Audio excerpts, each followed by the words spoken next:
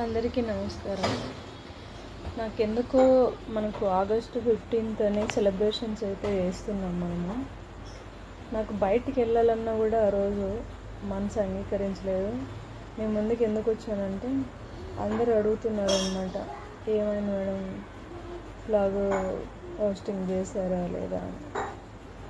ఏం చేస్తాం, ఆ కోల్కతాలో ఆ డాక్టర్ని అలా చేయటం అనేది అసలు అది బాధకి పడుకున్నా లేచినా అదే గుర్తొస్తుంది. అంత కిరాతకంగా చంపటం అనేది.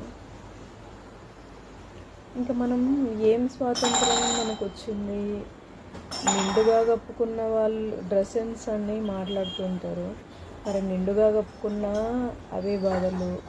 ముసలోళ్ళను వదలరు, యంగర్స్ని వదలరు, చిన్న పిల్లల్ని వదలరు, ఎవరిని వదలరు. ఏంటి పరిస్థితి మనకి ఎప్పుడు మారుతుంది?